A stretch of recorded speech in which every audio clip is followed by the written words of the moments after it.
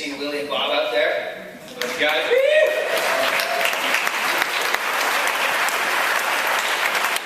But commencement. As a graduating senior, I really don't know what to expect, and I really hope my fellow classmates don't either. All in all, it's a happy time, it's a sad time, and even most apparent now, it's quite an awkward time. There's so many conflicting emotions going on right now that no wonder half my class is going to come up here and start breaking down and cry. It's like the last 13 years of my life being boiled down into a 2-hour ceremony. But now that I think about it, I guess it really is. I mean, isn't that why we're here and what we're celebrating now? Something your son, your daughter, your grandchild, your nephew or niece has been working for the entirety of their young lives. If you don't take it from me, ask one of their teachers. Each student to my left has already achieved more than I can say possible. Not a day goes by where I'm constantly reminded of how hard each and every one of them work. Whether that's to get good grades, learn something new, or excel in athletics, the class of 2013 is full of passionate learners, achieved athletes, and most importantly, a great group of friends helping become a family.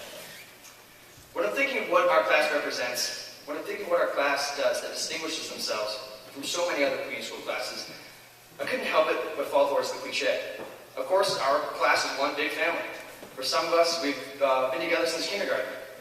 And for the newer kids, I bet after the first 2 weeks of school, you got to know more about me and some of my other classmates that one would commonly deem comfortable.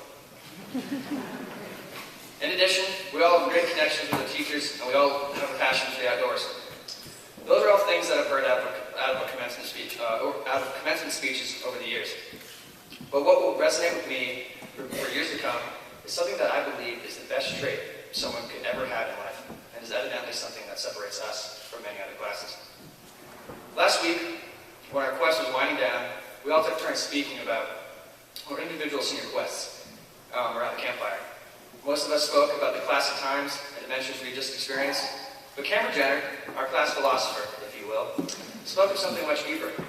He told us his group focused on living the moment, because in a week's time, our lives would be filled with so much chaos and confusion, we would need a place to step back to. When I heard him say that, I thought, oh my God, that describes our class perfectly. In reality, our class cherishes the moment and lives in the present. And now, I can probably guess what some of you are thinking. How are those gosh darn kids going to plan for the future and get a job if all they're doing is playing in the present? No, I don't want you guys to freak out about that. That's not really what I'm getting at. My point is that there's a huge difference between dwelling on the past and looking forward to the future than learning from the past and incorporating it into the future. Our class doesn't dwell on their mistakes, but instead, they learn from them. And as much as they're looking forward to college, they've respected their time served at community school. To say the least, the class of 2013 isn't perfect. We made our mistakes, but we haven't let them define whom we are, nor will we let them affect our futures. And I feel like that's something to be quite proud of. Our unique ability for living the moment is to find our time here at the community school. Now it is making us hard to let it go. When I say this, I believe I'm truly speaking on behalf of the class of 2013. Our uniquely individual times here have been filled with a lot of things, but regret is often not one of them. Like I said, we're not perfect. Actually, we're far from it. But I assure you, by living in the present and cherishing the moment, we've each drank every last drop we could from this establishment. Now it's time for us to move on.